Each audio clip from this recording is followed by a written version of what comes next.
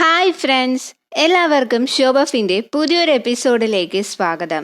Episode 3യുടെ part 2 ആണ് കാണാനായി പോകുന്നത്. എപ്പിസോഡിന്റെ തുടക്കത്തിൽ കാങ്ഹോയുടെ അമ്മ അവന് ഫുഡ് കൊടുക്കുന്നതും കാങ്ഹോ വേണ്ട എന്ന് പറഞ്ഞ് മുഖം തിരിക്കും. അവരാകട്ടെ ഓരോ ദിവസവും അവന് വെറൈറ്റി ആയ ഫുഡ് ഐറ്റംസ് ഉണ്ടാക്കി മുന്നിൽ വെച്ച് കൊടുക്കും. പക്ഷെ അതൊന്നും അവൻ കഴിക്കില്ല. ഒരു മിഠായി എടുത്ത് കുത്തിത്തിരികി വായിൽ വെച്ച് കൊടുക്കുന്നതും അത് തിരിച്ചു തുപ്പിക്കളയും. കഴിച്ചില്ലെങ്കിൽ അസുഖം കുറയില്ല എന്ന് പറഞ്ഞു നോക്കുന്നുണ്ടെങ്കിലും അവൻ കഴിക്കില്ല. അന്ന് വൈകിട്ട് കാങ്ഹോയുടെ അമ്മയെ കാണാനായി ചായോയും സാമിന്റെ അച്ഛനും വരും. തളർന്ന് കിടപ്പിലായവർക്ക് പറ്റിയ ഔഷധമാണെന്ന് പറഞ്ഞ് മൽബറി ബ്രാഞ്ചിന്റെ ജ്യൂസും മറ്റു കുറെ മരുന്നുകളും ടൗണിൽ പോയപ്പോൾ വാങ്ങിച്ച ഇതിനെ ഹെൽപ്പ് ചെയ്യുന്ന കുറച്ച് പുസ്തകങ്ങളും ഇതുമായി ബന്ധപ്പെട്ട കുറച്ച് സിനിമകളുടെ സിഡിയും കൊണ്ടുവന്ന് കൊടുക്കും. ഇത് കാണുന്നതും കാങ്ഹോയുടെ അമ്മ എന്നെ ഇങ്ങനെ സഹായിക്കരുത്, അത് എന്നെ കൂടുതൽ വീക്കാക്കി കളയുന്നുണ്ട് എന്ന് പറഞ്ഞ് കരയാനായി തുടങ്ങും. അമ്മയ്ക്ക് പകരം വയ്ക്കാൻ മറ്റൊന്നിനുമാകില്ല, അമ്മയെപ്പോലെ സ്ട്രോങ് ആയി മറ്റൊരാളില്ല എന്ന് പറഞ്ഞ് ചായോ അവരെ സമാധാനിപ്പിക്കും. അടുത്ത ദിവസം കാങ്ഹോയുടെ അമ്മ അവൻ കുഞ്ഞിലെ ഉപയോഗിച്ചിരുന്ന കളിപ്പാട്ടങ്ങളെല്ലാം കണ്ടുപിടിച്ച് അത് അവൻ കിടക്കുന്നതിന് മുകളിലായി കെട്ടിത്തൂക്കിയിടും. അങ്ങനെ അത് നോക്കി കിടക്കുന്നതിനിടയിലാണ് പെട്ടെന്ന് കാങ്ഹോയുടെ ബോധം പോകുന്നത്. പരിശോധിച്ച ശേഷം ഡോക്ടർ ഇങ്ങനെ പാരലൈസ്ഡ് ആയവർക്ക് പതിയെ കഴുത്തിന് താഴേക്കുള്ള ചലനശേഷിയും കുറഞ്ഞു തുടങ്ങും. ചിലപ്പോൾ ഇനി ഒരിക്കലും നടന്നില്ല എന്നുമിരിക്കും. അതുകൊണ്ട് തന്നെ നന്നായി ശ്രദ്ധിക്കണം എന്ന് പറയും. ഇത് കേൾക്കുന്ന കാങ്ഹോയുടെ അമ്മ 7 വയസ്സായ കുട്ടിക്ക് ആത്മഹത്യ ചെയ്യാൻ തോന്നുമോ, എല്ലാം നഷ്ടപ്പെട്ടതിന്റെ വേദനയിൽ ആത്മഹത്യ ചെയ്യാൻ തോന്നുമോ എന്ന് പിന്നെയും ചോദിക്കും. ഇല്ലെന്നാണ് ഡോക്ടർ മറുപടി പറയുന്നത്. കാങ്ഹോയ്ക്ക് എല്ലാ ദിവസവും സ്നേഹത്തോടെയാണ് അമ്മ ഫുഡ് വാരി കൊടുത്തിരുന്നത്. പക്ഷേ അവർ ഇപ്പോൾ അവന്റെ വായിലേക്ക് നിർബന്ധിച്ച് ഫുഡ് കുത്തിയിറക്കും. അത് കാങ്ഹോ തുപ്പിക്കളയുന്നുമുണ്ട്. അതിൽ ദേഷ്യം വരുന്ന കാങ്ഹോയുടെ അമ്മ നിനക്ക് പട്ടിണി കിടന്ന് ചാകണോ എന്ന് പറഞ്ഞ് അവനെ അടിക്കും. കാങ്ഹോ ഇത് കേട്ട് ഫുഡ് കഴിച്ചാൽ ഉറക്കം വരും, പഠിക്കാൻ പറ്റില്ല എന്ന് റിപ്പീറ്റ് ചെയ്ത് പറഞ്ഞുകൊണ്ടിരിക്കും. ഇത് കേൾക്കുന്ന കാങ്ഹോയുടെ അമ്മയുടെ മാനസികാവസ്ഥ പറയേണ്ടതില്ലല്ലോ. കുഞ്ഞിലെ അവൻ പഠിക്കാൻ വേണ്ടിയാണ് അങ്ങനെ പറഞ്ഞിരുന്നത്. പക്ഷേ അത് ഓർത്ത് വച്ച് ആ കാരണം കൊണ്ടാണ് ഇത്രയും ദിവസവും ഫുഡ് കഴിക്കാത്തത് എന്ന് അവർ ഒരിക്കലും കരുതിയിരുന്നില്ല. ഇതുകൊണ്ടാണോ നീ ഫുഡ് കഴിക്കാത്തത് എന്ന് പറഞ്ഞ് അവരും കരയും. പിന്നെയും അതുപോലെ പറയുന്നത് കേൾക്കുന്നതും കാങ്ഹോയോട് ഇല്ല മോനെ, നിനക്ക് ഇപ്പോൾ വയറ് നിറച്ചു കഴിക്കാം, എത്ര വേണമെങ്കിലും കഴിക്കാം, പഠിക്കേണ്ട ആവശ്യമില്ല, എന്നോട് ക്ഷമിക്കു മോനെ, നന്നായി ഇരിക്കാൻ വേണ്ടിയാണ് അന്ന് ഞാൻ അത് പറഞ്ഞത്, അച്ഛന്റെ ജീവിതം പോലെ ആകാതിരിക്കാൻ വേണ്ടിയാണ്.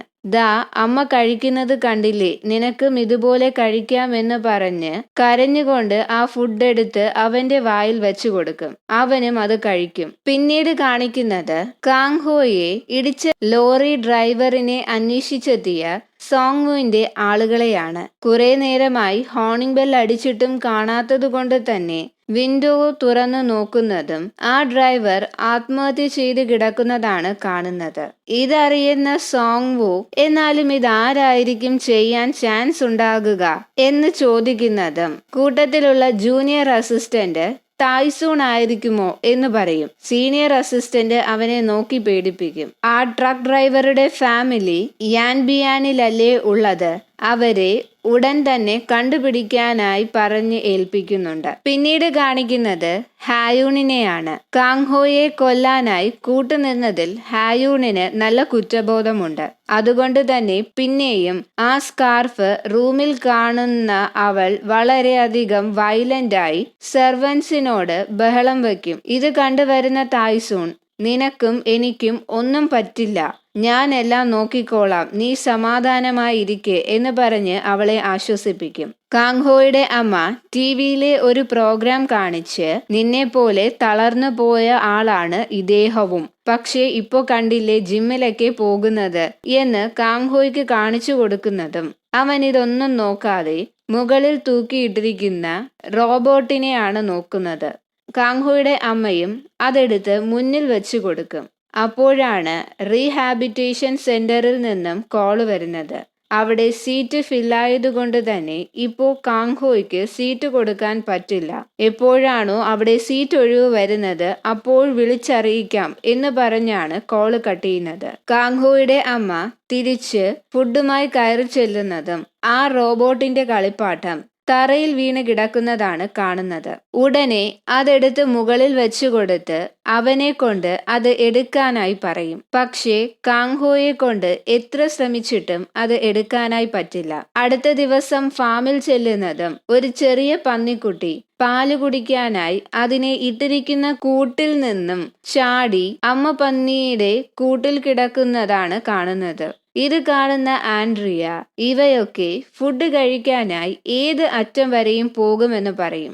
ആ പറഞ്ഞത് കാങ്ഹോയുടെ അമ്മയ്ക്ക് സ്ട്രൈക്ക് ചെയ്യും. അന്ന് വൈകിട്ട് കാങ്ഹോയുടെ മുന്നിൽ ഫുഡ് കൊണ്ടുവച്ച ശേഷം അവർ മാറിയിരുന്ന് ഫുഡ് കഴിക്കാനായി തുടങ്ങും. കൈ പൊക്കാൻ പറ്റാത്തത് കൊണ്ട് തന്നെ കാങ്ഹോയും അമ്മ അമ്മ ഫുഡ് വാരിത്ത എന്ന് വിളിക്കുന്നുണ്ട്. പക്ഷേ അതൊന്നും മൈൻഡ് ചെയ്യാതെ അമ്മ ഫുഡ് കഴിക്കും.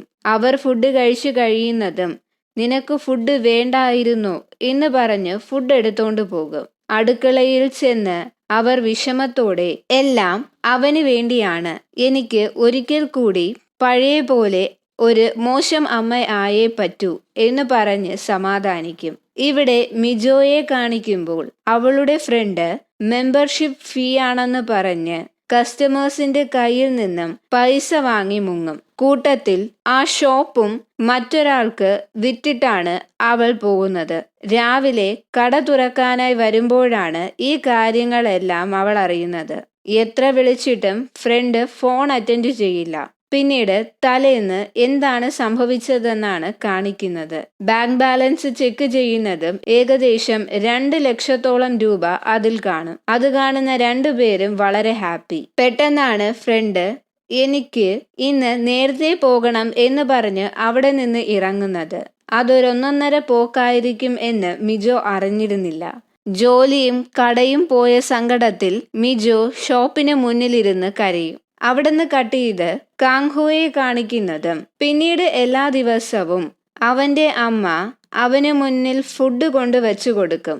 അവനും അത് എടുത്ത് കഴിക്കാനായി ട്രൈ ചെയ്യും. പക്ഷേ കൈ ചെറുതായി പോലും അനക്കാനായി പറ്റില്ല. കാങ്ഹോയുടെ അമ്മ പാത്രം എടുത്തോണ്ട് പോകുന്നതും അമ്മ ചെറുതായിട്ട് കൈ അനങ്ങി അമ്മ കൊണ്ടുപോകല്ലേ കൈ അനങ്ങുന്നുണ്ട് അമ്മ എന്ന് പറഞ്ഞ് കാങ്ഹോയും പുറകേന്ന് വിളിക്കും. ഡെയിലി കാങ്ഹോയുടെ അമ്മ ഇങ്ങനെ തന്നെയാണ് ചെയ്യുന്നത്. പാവം കാങ്ഹോ ഒരവസരം കൂടി ഞാൻ ഒന്നുകൂടി ചെയ്തു നോക്കാം എന്ന് പറയുന്നുണ്ട്. അങ്ങനെ പതിയെ കൈവിരലുകൾ അവനെ കൊണ്ട് മടക്കാനായി പറ്റും. എങ്ങനെയൊക്കെയോ കുറച്ച് ഫുഡ് എടുത്ത് വായിൽ വയ്ക്കാനായി ശ്രമിക്കുന്നതും കറക്റ്റ് സമയത്ത് അങ്ങോട്ടേക്ക് കാങ്ഹോയുടെ അമ്മയെത്തി പാത്രത്തോടെ എടുത്തോണ്ടു പോകും. അങ്ങനെ ഒരു ദിവസം റീഹാബിറ്റേഷൻ സെന്ററിൽ ഒഴിവ് വന്നിട്ടുണ്ട്, ജോയിൻ ചെയ്യാനായി വിളിച്ചു പറയുന്നതും ഈ കാര്യം പറയാനായി വീട്ടിലേക്ക് ഓടിച്ചെല്ലുന്നതും വളരെ ആവേശത്തോടെ 2 കൈകൊണ്ടും ഫുഡ് കഴിക്കുന്ന കാങ്ഹോയെയാണ് കാണുന്നത്. അത് കണ്ട് സന്തോഷിച്ചു നിൽക്കുന്ന കാങ്ഹോയുടെ അമ്മയെ കാണിച്ച് ഇന്നത്തെ എപ്പിസോഡ് എൻഡാകുന്നത്. എപ്പിസോഡ് ഇഷ്ടപ്പെട്ടാൽ ലൈക്ക് ചെയ്യുക, ഷെയർ ചെയ്യുക, സബ്സ്ക്രൈബ് ചെയ്യുക.